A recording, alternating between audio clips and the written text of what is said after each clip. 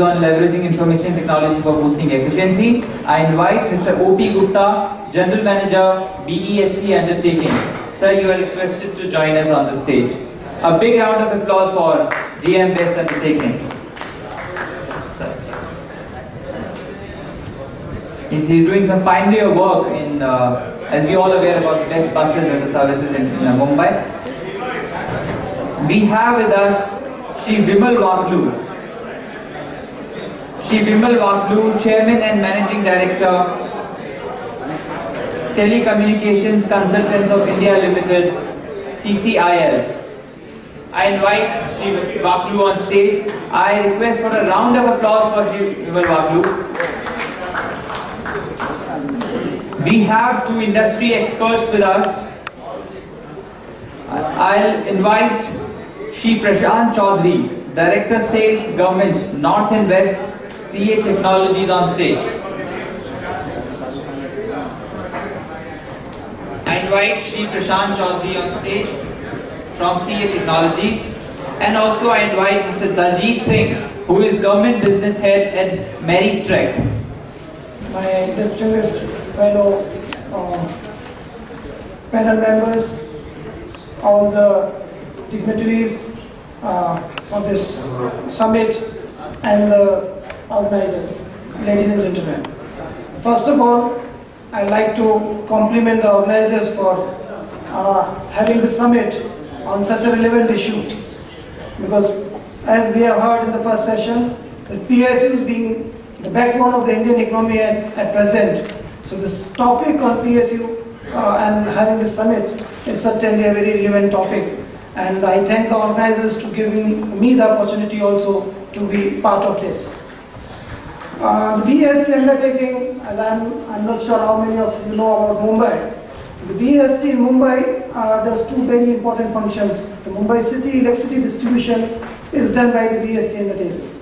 And the whole Mumbai bus transport, including the adjoining MMR area, is served by BEST. And this is a very unique undertaking in a way, because what we are talking about earlier, what we have heard, all the public sector undertakings are normally owned either by the state government or by the central government. And they are as the undertakings of the state or a central government. BEST is a very unique undertaking in this whole country. And this used to be a listed company way back from 1905 to 1947.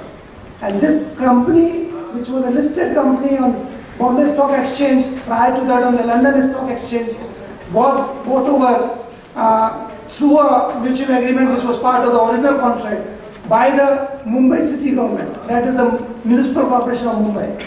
And then onwards, this entity got converted as a municipal undertaking. And there are specific provisions were made in Mumbai Municipal Corporation Act for administration of this undertaking. So as on today, the BEST undertaking runs under Mumbai Municipal Corporation Act as a corporation of the municipal undertaking, municipal government. And this undertaking, as a municipal authority in Mumbai, does these two things. One is electric supply. The area is, in Mumbai city, what you used to call old Mumbai city island. We have around 1 million consumers, 10 lakh consumers. My average load and maximum load is around 900 megawatt. And around 4,500 million units of electricity is distributed through the BEST network. Transport, as I said, the bus transport in the whole of Mumbai city and the MMR area is run by the BEST. We have a fleet of around 4,300 buses as of today, and our average commuters we carry is around 45 lakhs. Now, the topic for today is leveraging IT for improving efficiencies in the system. I just tried to give a brief about 2-3 projects which we have introduced during the last 3-4 years, whereby we have tried to use the IT initiative to improve our functioning as well as system efficiency. One of them is e-ticketing. As we know, any transport systems, we have been traveling, if any of us have been traveling on public transport, there's a conductor who carries a ticket tray, and it is always a punch ticket where he has to take out multi-denomination tickets. And all these undertakings, state transport undertakings or city undertaking, there have been perpetual problems as the reissues of ticket, multiple tickets being to be issued by the conductor, and accounting for all those things. In Mumbai, when we started the e-ticketing project, I've just given the images as to what was earlier as a ticket tray has moved to the ticketing machine. The earlier old ticket, which used to be a denomination ticket with a, you have to match multiple denominations to issue a ticket, now has become a printed ticket where the destination, the time, the rate, the value of the ticket is printed. Then for frequent travelers or regular travelers on the system, we used to have a paper pass which has to be prepared with lot of back-end things. We have now RFID based card pass. The mechanism equipment, as I said, we have around now 9,300 electronic ticket issuing machines. All the conductors, we have more than 1 million RFID cards for our regular passengers. Ticket validators, because apart from the machine which issues and validates tickets as well as RFID cards, we have handheld validators to our inspectors, which when people are late and they show their card, which just need to be in contact. It's because it's a contactless kind of thing, RFID based. So you just need to show the card to the machine, and the machine validates the card. We have web-based application for issuance of new passes as well as ticket renewal, and we have a centralized database to manage all these systems. Now, the basic benefits, as I said, is user-friendly and as well as economic-friendly, because the earlier kind of for 4.5 million passenger traveling, the number of tickets in different denominations used to use, and to create that kind of inventory on the back office printing as well as maintenance and all those kind of things, now we have removed them. The RFID cards have actually now we are moving towards cashless transactions, because in public transport, especially city transport, change is a big issue. Normally ticket denominations 5 rupees, 6 rupees, 7 rupees, and in today's world, having that kind of change is becoming difficult. So our tickets, these cashless, our cards, they are capable of being preloaded with amounts which then get automatically debited as and when that card is used on the system. We have real-time MIS now for operational reasons, because all this which route, how many people traveled, how many tickets were issued. Now we have the data for all 500 routes which run around more than 8,000 services daily. Now I know each and every route at what time of hour or day, how much passengers travel on that particular route. So knowing that whole thing helps me improve in the planning, in terms of fleet planning, in terms of operational planning. Then infrastructure expenditure, as I said, a lot of back-end things now have already moved out. Pilferage, because these tickets cannot be issued, because the tickets carry the destination along with the time, at what time of a day that particular ticket was printed. So any subsequent trip, the same ticket cannot be used. And of course, the long-term objective of this whole system is that as we move on multiple modes of transport in the city, all these systems should be capable of integrating each other, and as is the norm in world over the cities. Then we have another IT-friendly system which we have introduced in Mumbai, is the passenger information system and the surveillance system in BST buses. Our every bus, we have installed 2 CCTVs. Of course, the cameras are already installed in more than 3,800 buses. The recording units is already being installed, but around 2,200 buses, even the recording units are there. And these recording units record the data for 72 hours. Now, BST buses, I don't know if anybody of you traveled, it's very crowded buses in peak hours. And lots of complaints used to be received either for theft or some kind of other illegal activities. Now with these cameras coming in the buses, people are aware that this footage is available. And police, whenever there is an incident, anybody files a complaint, that footage is available for police to identify the culprit and take further necessary action. And that has really helped improve safety in BST buses. And then we have these screens inside the buses where we undertake the next stop announcement system. So for every buses now, once this whole project is complete, in every bus, next step, even though people may, because lots of people travel to city like Mumbai and they are not aware of the total route and the next bus stops. So for their destination purposes, this is a very important thing. Then we have web-based PI system, because all these buses are ultimately going to be fitted with a GPS-based unit. In fact, almost 50% of fleet is already fitted. And these buses, then we are able to track these buses in our system. And for passengers, we have developed a passenger information system where standing on a bus stop, he or she can see what is the next bus and what is the expected time of arrival of that bus on that bus stop. So all this web-based PI system, we have 3 possible interfaces for the passenger.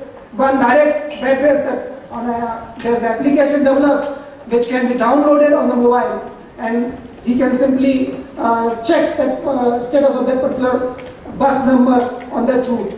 There's and all the bus stops in Mumbai have been digitized in terms of number. So every bus stop has a unique 5-digit code, 5-digit number.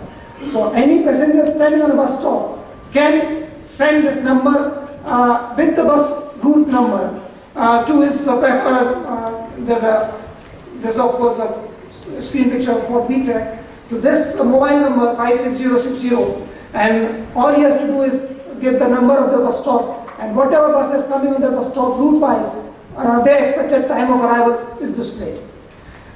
Now this is the idea that people who are traveling Mumbai, and all these things are also available online on the web-based platform. And the next initiative which we have taken in IT is basically route and duty scheduling, because in a system like BST, where 4,300 buses, more than 13,000 drivers and conductors, and as per the Motor Transport Businessman Act, you have to have certain restrictions on scheduling. So when you set up duties for these people, what we found that average manpower utilization was very not really efficient to the extent. So manpower costs have been too high.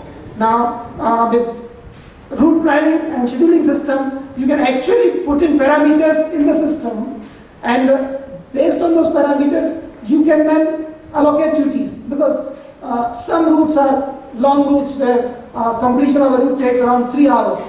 Now, as per the rules and regulations, no driver can be in a steering duty more than 5 hours at a stretch if his duty is to be finished in 1 shift. If he has to go in 2 shifts, then no more than 4 hours steering duty is allowed as per law. So you have to mix and match various routes and trips in terms of the driver and conductor duties. And this, what we were doing earlier as a manual system, it has lots of problems, time consuming, monitors, all these kind of things. And the moment we brought it a software, this is a Canadian company, Trippies, which supplied the software, and based on their software, now when we do the scheduling, in fact I ended up saving around 4% duties without making any change in actual operation part. If I really move further, then the possibility of change is much more. Now in a city like Mumbai, where the manpower cost for my transport operations alone, only manpower cost is 800 crore. So a 4% saving results in 30 crore plus annual savings only on manpower cost. And of course the other basic object apart from cost saving is try and optimize the operational aspects and make sure that your route kilometers are not wasted because of the manpower shortages and manpower availability not being there. Of course, electric supply, the major interface when we come with the consumers is basically the ease of making bill payment and ease of registering complaints and the various necessities from the consumer. So we have developed various kind of systems now in Mumbai. Actually, for your electricity bill payment, you have various options.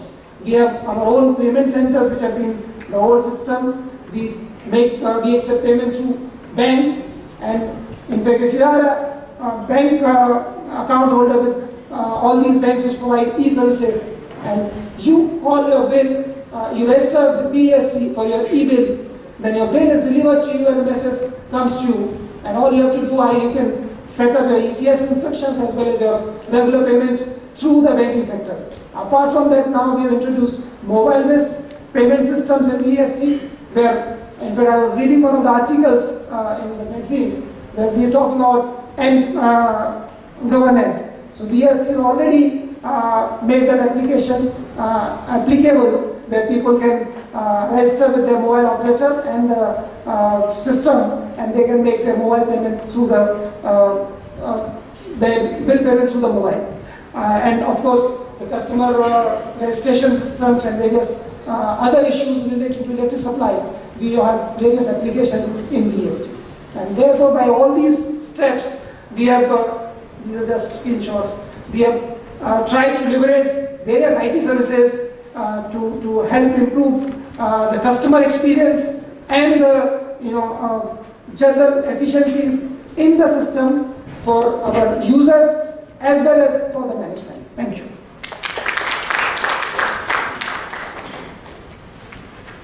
Thank you very much, sir, for sharing the insights on how e-governance and IT is being used in best undertakings. Thank you very much, and just to inform you that by 1:30 we'll try to close this session. I request speakers to maintain this timeline, and so that we can have the lunch on time. Before I go to the next government speaker, CMD, we would like to have two presentations from industry experts. So for that, I would invite first Shri Prashant Chaudhary, Director Sales, Government North and West, CA Technologies. A round of applause for them.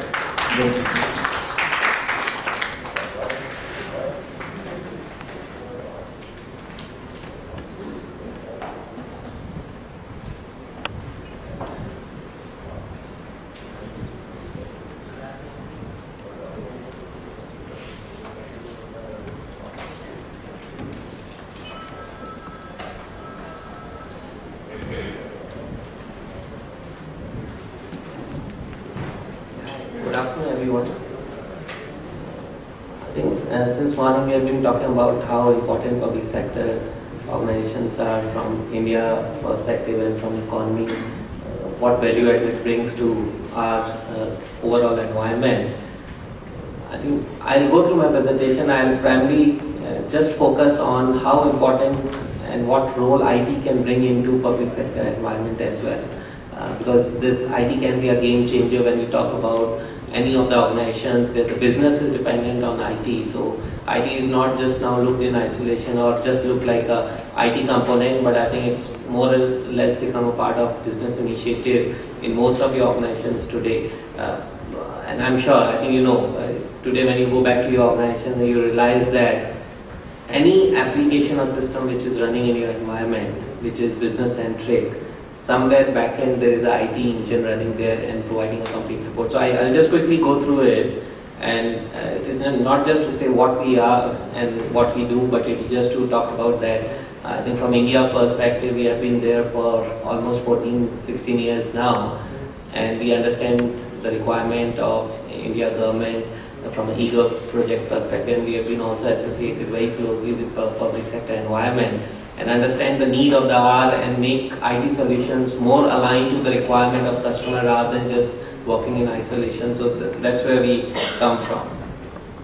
And today you look at, when we talk from an IT perspective in public sector environment, I think there are few key things which have become. So the IT is more dependent when we talk about from whether it's network and communication services, the interaction between service and citizen is the key thing. So today if you look at most of the users, and when you look at the service being provided by your organization, unless that is highly available to all internal users, there is no way you can provide the right set of services outside your organization. So I think we have to first start within and make sure that everything is available, because today when we talk about, it is about service economy for the users.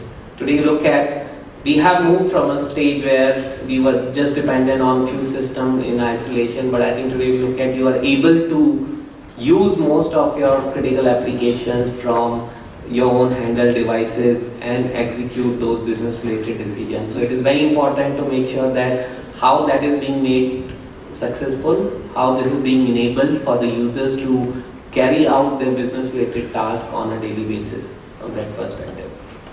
Just wanted to give a perspective because why I touched on ERP perspective, because most of the public sector when we talk about somewhere have a business engine which is more dependent on an ERP environment. So I just took a slide from one of the leading ERP players. They're saying 16 trillion of the retail purchases happen or touch a particular ERP system. 74% of the global revenue transaction go through a ERP, and in your own organization you will realize that the same lies true. Unless your ERP system is performing to the expectation of the business, you may not be able to deliver the results what you were hoping for. Typically, when you talk about from ERP perspective, it's a complex environment. There are continuous changes, technology which you have to implement around your business environment. Obviously, speed is what you have been always looking at, that how can you deliver those services much faster which you have been committed, and move away from a reactive sense of managing your IT infrastructure to becoming more proactive and not just look now IT in isolation. I think it is time to look at it in totality and say, okay, if IT component, one smallest of IT component goes down, how is it going to impact your business services which you have been committed from that side? So failure is not an option today when we talk about from ERP. Maybe some of you have already implemented, some already have plans to implement a system in Planet. I'll come to the point that we are not really a ERP vendor, but we understand the criticality of maybe having ERP kind of an environment in your place. So when something goes down, look at the time when it is just gone to identify and detect a particular problem which has happened in your environment. It's a known fact, and it says, earlier speaker also mentioned that they moved away from a human system to IT enabled system so that things become less error prone and you are able to actually make it much more efficient from there. So they can be, it may not directly sometimes may be able to relate to a revenue loss, but when it comes to saying reputation of organization, when a IT system goes down, your reputation of the organization is also at stake. So you want to make sure that the systems are available at any point of time and delivering those business services. So this is a scary slide, but don't be really scared about it, because today when you look at from an end user perspective, he just had to click open a form, give proper inputs to carry out his normal duty, but it's not just end of the story. At the back end, when you look at this complex slide, there is whole set of applications working together. There is a IT environment which is supporting that application environment. So the platforms, whether it's physical, virtual, whether it's on cloud, so that's another area. And at the lowest layer, when you go, you look at where is all this running. Maybe it's running at your data center where it is, you have to manage also from a data center perspective. So you, from a manageability perspective, the challenge becomes is, from a single window, and I'm sure maybe many of you don't have this issue because you are primarily looking at the result from that application, but the IT team which is managing your environment have this nightmare of how do I manage such a complex environment which has applications, network, systems. I have to look at data center availability also, not just from IT, but how much of cooling is happening, how clean is my IT data center, and finally give right perspective to the right users. Maybe somebody just want to look at a very high level view, give him a very high level executive view, but to each of the respective teams, you want to drill down and say, database team should get view to their database environment, application team should get a right perspective to their application environment, and how's everything performing from that perspective. So you want to have this kind of a, and there are today, that's what we talk about, that's where we bring in expertise, saying how do you manage and make your complete monitoring environment very flexible for you to bring, and all in real time, because that's what you want. And if this is a graphical representation of a data center, maybe you want to have it like that. Know where the problems are happening in the data center, drill down to that level and fix those issues so that the business never get impacted from that perspective. I'll quickly just touch on one of the, like I mentioned about ERP.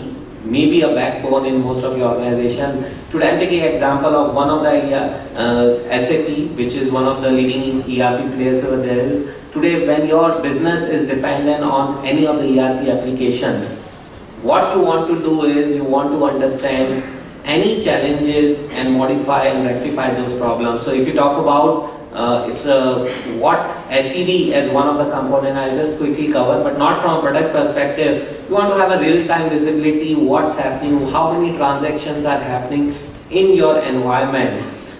Is there any performance and availability issues? When the user commits on a particular transaction, do I have to really wait, or do I have a clear visibility in terms of what's happening in my environment? And even whether it is a SAP environment, non-SAP environment, you want to have a similar look and view of your complete application environment, saying, I should know where the problem is and go and just fix that problem right away from there. So what it provides you, completely deep dive visibility from not just going to a particular level, how scalable, how complex your environment can be. It can go down from collecting the right set of parameters, because that's what your IT team needs. Right set of visibility into right set of metrics, so that if you have to fix those problems, just go and enable your IT team to do that. Intelligent analysis, not just look at, because when you talk about your business today, it's a complex environment, and that application is not one single application. It's links to so many things, because you, even in your environment today, you have a team managing databases, applications, systems, platforms and all that. But from your perspective, when the business view comes in, you want to look at everything in totality and see how do you manage that kind of an environment. And have, like as I spoke about, how do you have customized view for your own IT environment and business users and manage it completely from there. So move away from having a reactive approach to a proactive approach and deep dive into your own IT environment, and that's what we can bring onto the table from that perspective. So just another last slide, just to talk about from not just managing and monitoring IT environment is enough, but how secure it is. Today, when everybody knows in the world, from the India economy perspective, public sector is a very critical organization which is holding on our economy as well. And everybody is there to bring down those systems which are running in your environment. You want to make sure only right people who are authorized and have access gets into your environment and do any of this parameter. Even sometimes you want to restrict super users in your environment and make sure only the right people who get authorized and authenticated get into your environment. So you want to have end-to-end security also perspective, not having just putting the same perspective again, saying don't look at security again in isolation, saying every application, oh, I'm able to protect them initially, but somewhere there is always loopholes which people figure out. So you want to look at security in totality, have a proper security policy in place and implement security from that perspective. So I just wanted to bring some of the thoughts forward, and any point of time, I think if you want to connect with us and have further discussion around whether from a manageability perspective or from security perspective, me and my team will definitely be there to help you on that. Thank you very much.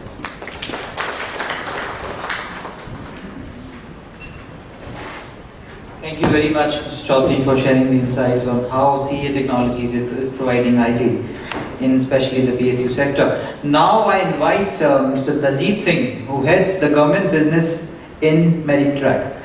Sir, you are invited to share.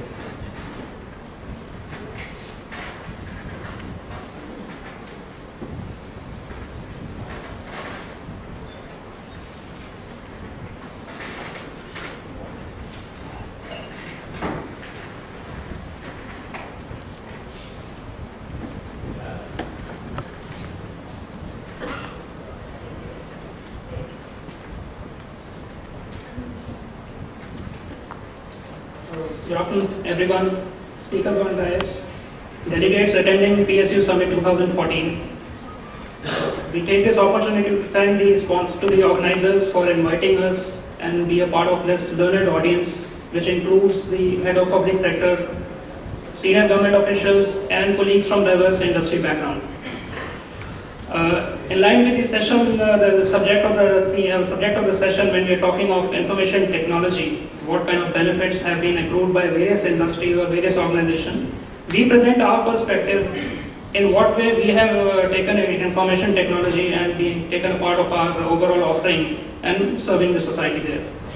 The first question what we start with, transformation, when we are talking from moving from system A to system B, is all about decision. The decision, it's not that why somebody needs to transform. I think it is a matter of survival for everyone. If we do not transform from times, I think our survival itself is on a stake. The question which is importantly what we are asking here is two dimensions to that. The first one being, when do we take that transformation and how much do we take? There can be multiple stages. It may not be kind of possible or it may not be feasible to move from system A to system B in one fraction of a second. But yes, it has to be a gradual approach. So that is something which we are addressing here. And of course, like how much are we going to take in a phased manner and when are we going to take? I think these two critical aspects is something which we are trying to cover from our presentation. Now, being the largest examination services company, a small background about Meritrack, we are India's largest examination services company in the country. For the last 14 years, we've been there in the industry. And today we cater to more than 300 organizations across the country. That includes, of course, large corporate sector, multinational organizations, but very importantly, public sector organizations, state government bodies, central government bodies, for their various recruitment examinations. We also work with education institutions for the entrance examinations. So largely, wherever there is a scope of examination services, we've got our service offerings to be given to the industry or to the government sector. We cater to more than 75 or 80 government departments, public sector bodies, central and state government, examination bodies, recruitment bodies, for kind of bringing technology or let's say doing something better than what they've been managing their examination system with the offering. And the area with which we work, largely our focus has been there in the recruitment industry. As we said, let's say most of the, let's say Staff Selection Commission, if I was to say, or Public Service Commission, Subordinate Selection Services Board, examinations, recruitment examination have been going on for ages. And many a times the the services which are being given to the candidates, with the advent of technology, of course, like a lot of convenience has come, a lot of benefits have been given to candidates. So what we have done here is we are looking at primarily any organization who is looking to recruit people, largely 5 key critical components what they are looking for. Of course, everybody is looking for attracting the best talent available in the market, gaining competitive edge by getting the right kind of people who are skilled, who are knowledgeable, who are able to contribute to the success of organization. So that's one critical dimension every recruiter is looking at. Then we're talking about workplace diversity. Of course, with the economy opening today, workplace is not confined to the 4 walls or traditionally what it has been happening. The global place is the workplace today. So of course, like we interact with a lot of people with a diverse interest, the social systems have been changing. So I think that's another very important aspect over here. Company growth, which is certainly looking, every organization look for that. It's a very inherent service, an inherent feature over there. And equal opportunity employer. Every organization wants to compete with the best of the employers available in the industry. So we have to attract the best of the talent. So our services largely are assigned addressing these 4 or 5 concerns what a recruiter is looking at. Now, very important aspect when we are talking of a recruitment examination, of course, like there are multiple activities, multiple services, but to an outsider view, if somebody was to take, many of us would have taken examination in maybe one organization or another organization, and as an outsider view, it will appear like, okay, somebody is giving a written test, question papers are being prepared, and examination is getting delivered, and meritorious candidates are then finally getting selected. That's one part. And then obviously test delivery is the second part. Obviously when the examination is happening at the ground level. Today examinations are happening at multiple centers or maybe let's say multiple cities across the country in a single manner. So the entire service delivery has been broken into these 2 components when we talk of examination services. First and foremost, which is the heart of the entire examination, is the question paper related activities, which are back-end activities, which may not be visible to an outsider. And the second component, which is talking about the execution, when the entire operation of examination is happening, which most of the people can see at the ground level. So we have divided our service offering into 2 components over here. Addressing the first component, which is the test development part, since we've been working with large government organizations, typically I think I would say in the last about 8 to 9 years, we have seen a lot of receptivity has been there from even the government sector organizations in kind of bringing technology for their examination system. All it started off in year 2000 when Merit Track started. We were largely catering to corporate organizations, multinational organizations, new economy business organizations who were very open for bringing technology and outsourcing some part, because it was not core for any organization to see how the technology is going to help them in their process. But slowly and slowly, I mean, let's say even in the government sector, we are seeing a lot of receptivity, openness has been there, and in the last 8 to 9 years, as we say, we work with close to about 75 to 80 departments, government departments across the country, central government, state government, and who have outsourced or rather who would have taken technology in their examination process by making their entire system very kind of efficient for the candidates. Now, first very important thing is while we work with lot many Navratnas in the country here for their recruitment examination, the trend which started off say around maybe 8 to 9 years back, the new things which have been coming across. Any organization typically, when they started off with their recruitment examination, if I talk about management trainees or executive trainees or let's say any diploma or any degree holder, multiple position for the examination happens. We have been conducting examinations for organizations across the country in a single day or single batch itself. We would have done maybe about 3 to 4 lakh of candidates getting tested simultaneously. So that is the scale which gets accrued to the organization, because at their own maybe infrastructure, maybe resources may not be available to an organization, and who would definitely look for a service provider who can extend their examination to the other parts of the country by availing the technology. That's one part. Examination when we prepare, or that's the question paper when this is prepared, it becomes like for what particular role an organization is hiring that individual.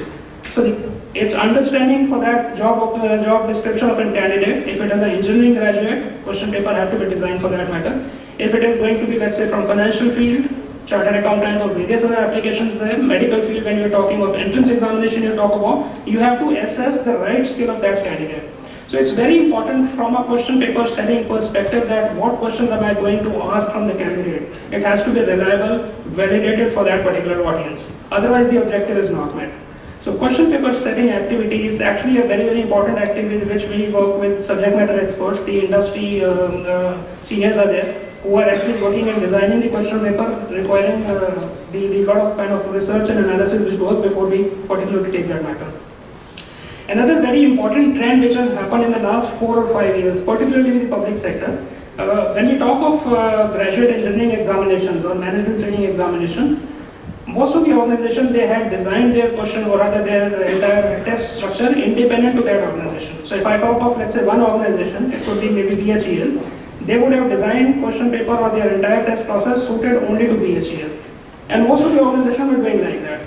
But last 3-4 years we have seen after that, let's say, GATE scores came. So most of the engineering graduates who take the GATE examinations, organization what they thought is instead of I conducting a specialized examination, why not I take candidates who have taken GATE examination and I take their scores and meritorious candidates get eligible over there. But in the first 2 years or 3 years, activity of this particular practice got appreciated by many organizations who adopted this practice. But over the last maybe about 1.5 years, while interacting with many organizations, the trend at least which is getting visible is that the quality of the candidate which comes from GATE scores is more of academic in nature. While we talk of any organization, any operational matter for that matter, business aptitude of a candidate, that doesn't get highlighted because that particular test is designed keeping in mind the higher studies pursuing interest of that particular candidate. So there is a trend which is visible. It may get very clear in the coming days or so. Again, we are going back to the specialized examination being adopted by every organization which is suiting and finding the right set of skill in that candidate. Okay, now another thing very important here is for the last maybe about 35-40 odd years when these examinations have been delivered, it has been a very traditional way of looking at most of us when we would have prepared for examination. It has been paper and pen examination. Initially we started off then with the OMR technology coming in, we were giving OMR based application or examination services and all that. With new technology coming or with, let's say, options available today, most of the recruiters or recruiting bodies or examination bodies have been looking at why not adopt technology making their process even more efficient and better, because transparency is very, very important. Integrity of the examination process is of utmost importance. It cannot be kind of compromised at any point of time because fairness has to be there to each and every candidate, each and every aspirant for the examination.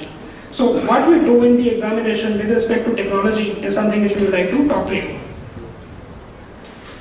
Presenting in front of you some snippets which we would have seen in the newspapers. A lot of these actual stories have been there. Some wrongdoings have happened in the examination processes.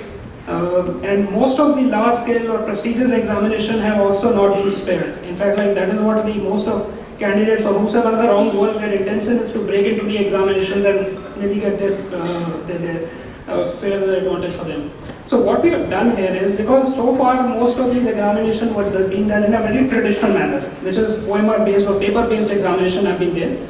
Many activities which are out of my purview, when the question paper or the test material moves out of my place and goes to the examination center, a lot of loopholes are there, wherein I cannot be assured whether each and every activity is getting monitored as per the desired service levels.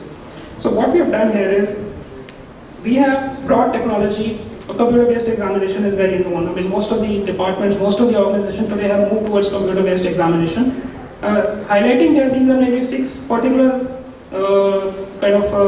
points wherein any organization is very, very particular where they should be be sensitive to the examination, right from the question paper printing to the logistics or transit of the question paper, from the printing mechanism to the finally the test center. Storing of the question paper, because obviously the exam gets conducted maybe 1 day or 2 days, spread over multiple days, so that's very important. Impersonation has been catching up very well in the last couple of years. I as a candidate, somebody else appears on my behalf, he clears the examination and I later on call for the interview stage. I think that's one problem with most of the examination bodies are faced. So solution is there today to avoid such kind of things also, to minimize all such issues. Copying is something again we know, it has been going on from our school days. People have been kind of involved in copying and maybe looking at the answers of others and then maybe giving the examination. And of course result processing. So in each of these 6 parameters or 6 areas, we have brought technology in minimizing the risks which are involved in the examination. One statement here, my traditions are good, but we think that being traditional may not be good. In our earlier session today morning, we saw how NSTC has taken the initiative, and in this session itself, best piece of like how they have taken information technology and given the better service to the society or to the aspirants whosoever is there. Something very similar what we have done in the examination. Computer-based examination, as we said, we are pioneers of bringing computer-based examination in the country here. And today, many departments with whom we work, cutting across maybe industries, be it corporate sector, government sector, public sector, they have been moving their examination processes to computer-based, which not only is more efficient, it gives much better control, and it is kind of perceived transparent from the candidate's perspective as well. In the year 2000, I guess the early years, if you see, GRE, ETS, GMAT, TOEFL examination went online. The trend has moved further. 2003, more organization came. As we move further, many public sector organizations today have moved towards computer-based examination, which include government examination as well. So prestigious examination like IIT GATE or CAT examination, they also have moved computer-based for the last couple of years now. And today, I mean, the trend is very, very clearly visible here, because information technology or whatever is available through the latest technology, it definitely gives all 3 independent entities involved, which is the organization, it could be examination body, second could be the candidate or the aspirant, job aspirant or the entrance examination, and third is the service provider. For each of these 3 entities, there are a lot of service level mechanisms are there. The transparency in the entire examination is there, which brings the utmost benefit to each of them. Today, more than 70 institutions have moved towards computer-based examination. Just giving brief case studies for the last couple of months over here, one of the largest examination body in the country and probably the biggest in the world also, probably guessing, they have moved their examination into computer-based because large number of candidates, even example, State Bank of India today, when they recruit probationary officer, more than 35 to 40 odd lakh candidates apply. Now it is a humongous task for any examination body to go in for examining all these candidates, which ensures fairness, transparency and maintaining integrity of the examination. So far all these processes are being done manually, wherever technology is coming, it is kind of helping them to take the entire examination process in a much better and a scalable manner. So we have worked with many such initiatives in the country in taking from level A to level B. It could be a gradual phase approach, but that's something.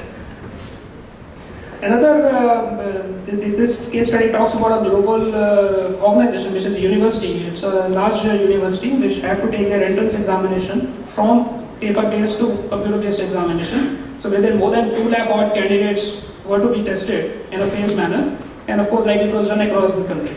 Today we have conducted examination in more than 300 cities of the country, practically covering every nook and corner, be it remote cities or tier 2, tier 3 cities. Wherever need is there for conducting examination, today we have solution to take that examination. Towards last, this is another case study which is for the government department who had to recruit some people in the agricultural department. Of course, like it was completely computer-based examination process. Right from candidates application inviting to the each and every stage, payment reconciliation, payment could be made by a debit card, credit card, internet banking, and finally the admit cards are given to the candidate through email, or let's say they can download it from the website. And finally the examination also gets taken computer-based. Just to sum up, examination again, if I was to say maybe let's say 4 or 5 activities, what we have done in bringing technology. The first talks about the application processing. We have moved away from paper-based applications or handwritten applications to online applications, and there are many organizations within the government space or other corporates who have adopted this technology. Conduct of examination, there are a lot of again people who have taken security and transparency in their examination process and moved online. Many of the government departments also have taken like NTPC, ICAR and so on. Authentication, which we were talking about, impersonation, which is the big issue today faced by the recruiters or the examination bodies. There are ways and methods wherein we capture biometrics of candidates on the examination stage and later verify when they come for the counseling or the joining stage. So again, it eliminates the risk of that impersonation which happens. Again, tried and tested process and service to the government sector which we have done, like GAIN and maybe JIPMER or GSRTC, Gujarat State Road Transport Corporation. And of course, like other solutions in terms of result processing or various other methods which we have done. I mean, a lot of it talks about some of the large organizations or large bodies which we have been working with them on a regular basis. We keep on bringing new facets of technology, new services, so that it can help them to achieve their objective by giving a better transmission in the examination process. That concludes our presentation. Thank you so much for your time. And any questions, whichever it is there, we will be very pleased to answer that. Thank you.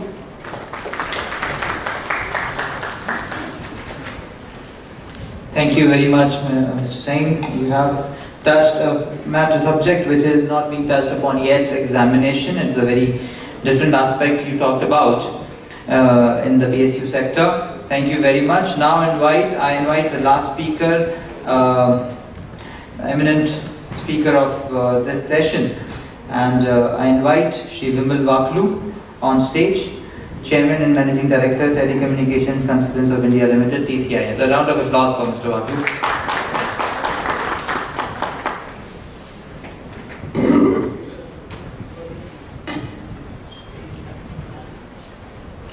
Good afternoon, ladies and gentlemen. Well, I know I'm standing between you and the lunch. I shall try to be as brief as possible. First of all, I was told that it's going to be a panel discussion, and hence no presentation. I'm sorry for that. So I'll speak a few sentences about my company for those people who don't know TCIL.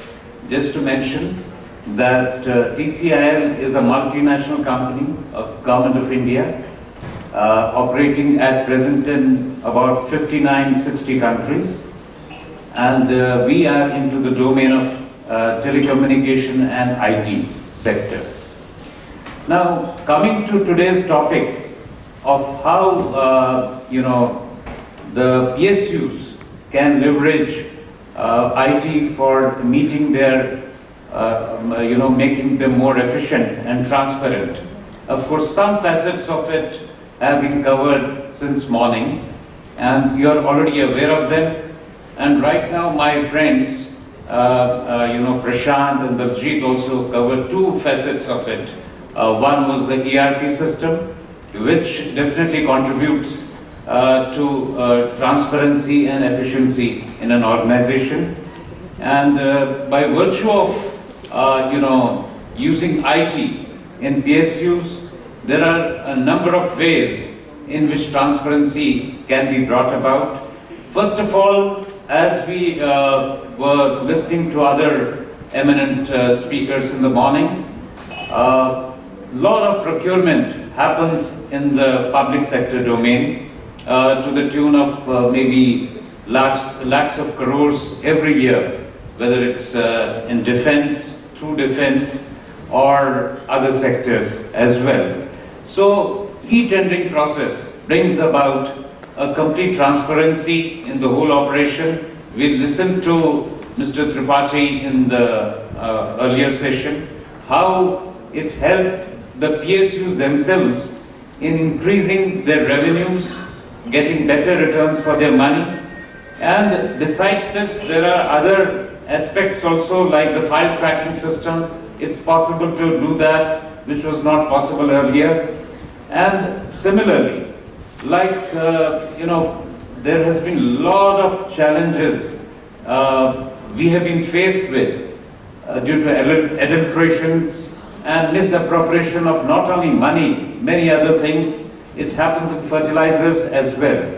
And for Rashtriya Chemical Fertilizers company, we provided a pilot project wherein non-clonable IDs were used for the first time to track and trace the fertilizers from source to the last point. And the reason being that a lot of the ingredients for this are being misused by terrorists in creating homemade bombs, improvised bombs. So it's very important to track and trace these fertilizer products from the source to the sink. So that is possible to do, and we have helped in that particular process, and Government of India has been planning to implement this for other products as well. Besides this, the public grievances. Now there are many public sector enterprises who are into public service. So it is possible to have a proper portal, some of them already have, and ensure that people freely express their views, opinions about the services. Even the Prime Minister of India now is open to suggestions, and if it happens at the top government level, there's no reason why the PSUs would be away from this. Besides that, so far as toll collection, for example, the revenue collection, there is a lot of subjectivity in this. I have been sort of mentioning this in most of my presentations, that without IT, there have been revenue leakages in this country to the tune of thousands and maybe lakhs of crores, which we are not even aware of. And I quote the example of Gujarat-Maharashtra border. In Gujarat-Maharashtra border, there is a toll collection, equal collection. Vehicle coming from Maharashtra side deposits 50 rupees and 50 rupees in Maharashtra one, and vice versa. So ideally, even a stupid person on the roadside will say that their revenue collection should be equal. True, but it's really shocking that in one toll post, there is a difference of 500 crores in a year. Why does it happen? Because for one, there is a complete monitoring on the IT level, wherein every time the bar operates for allowing the vehicle to go forward, person sitting in Gandhinagar, he can see at any point of time how many times it has happened and how much revenue has been collected. Whereas on the other side, yes, there is a computerized receipts, but we know what happens. So this is where transparency in this type of operation can take care of all this money which goes into the wrong pockets. Besides this, as Mr. Tripathi also mentioned, for e-auction, even the marketing for some of the PSUs, like Coal India and other things, it has proved beneficial, as he mentioned. And CSR activities, as was mentioned in the morning, most of these companies are involved in CSR much before it became a regular feature as per the corporate governance policies in India. So for monitoring these, because minimum 2 to 3% money goes into this, and if the turnover or profits of the PSUs are to the tune of 116,000 crores, so you can imagine the budget for CSR of all these companies.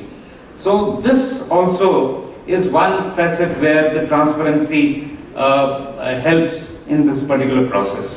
About recruitment for examinations, Daljit has already mentioned how that can ensure an effective recruitment through proper testing mechanisms.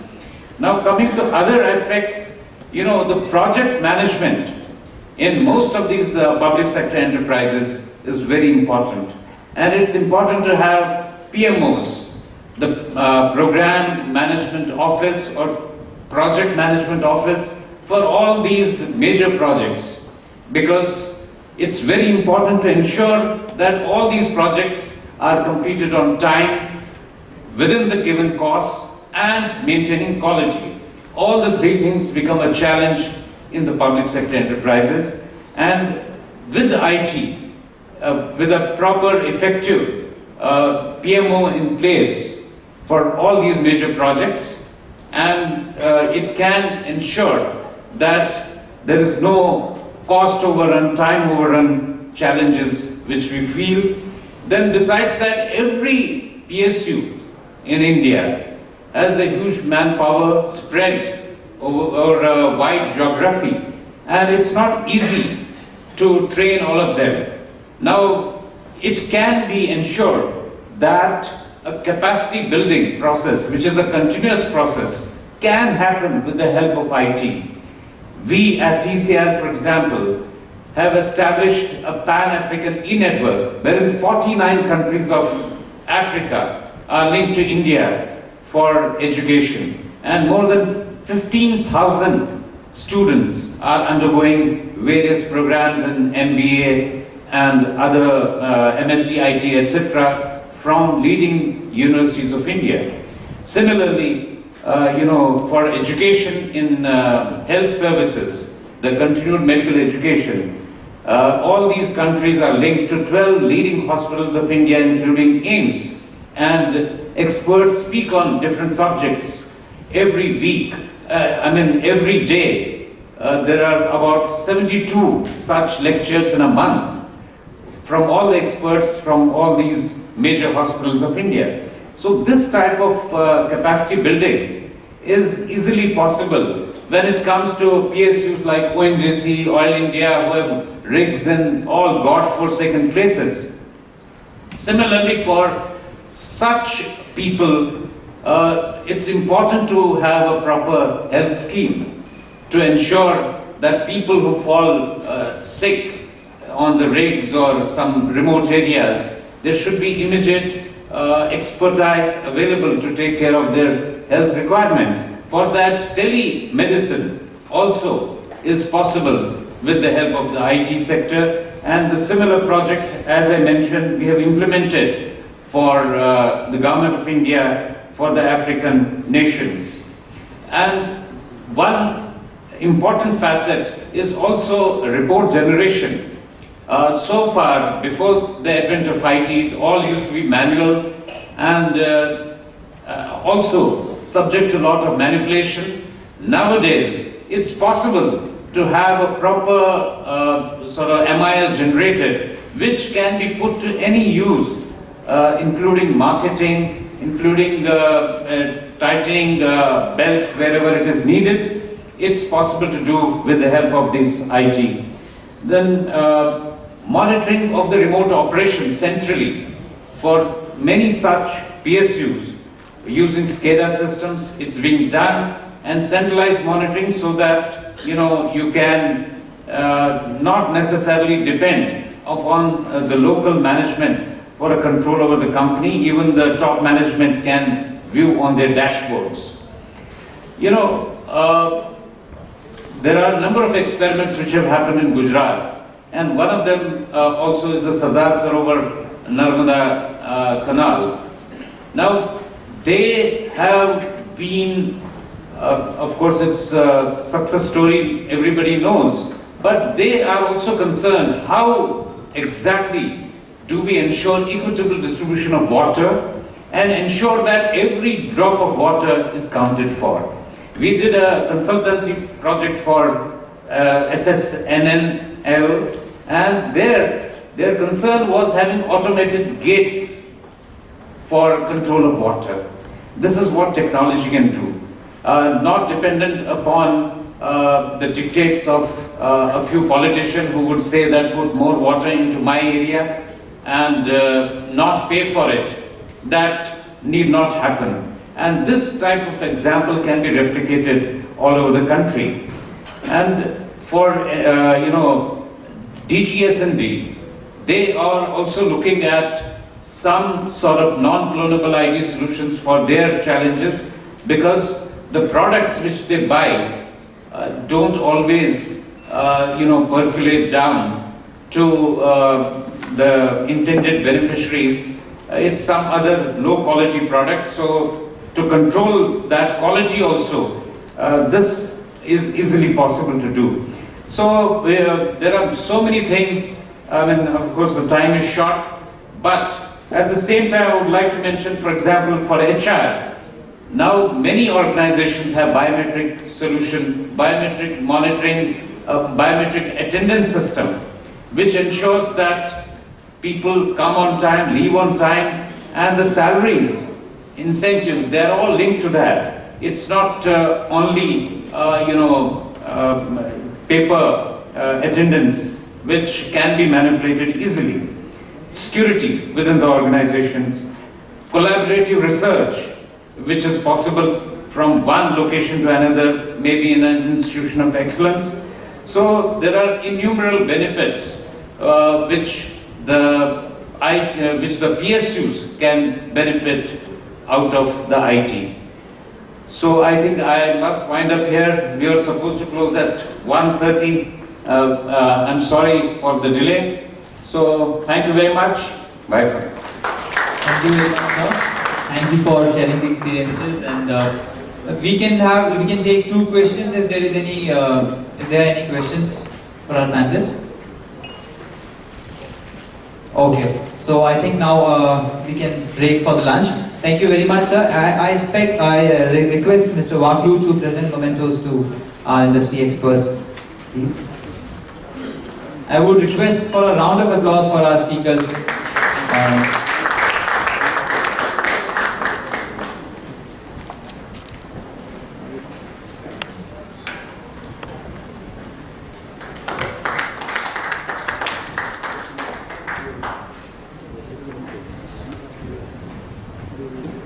I'll request Dr. Narayanan to present a memento to Mr. Waklu, please.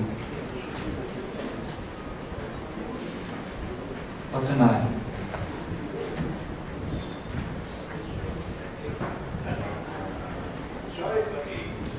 Thank you very much, sir. A round of applause for our speakers, please.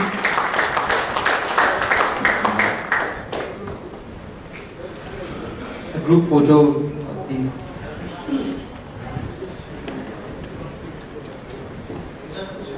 Thank you very much, Prashant Chaudhary ji, Ajit Singh ji, and Mr. Waklu. Next, now we'll break for lunch, and we'll meet again at around 2:30 for our next session on role of PSUs in inclusive growth.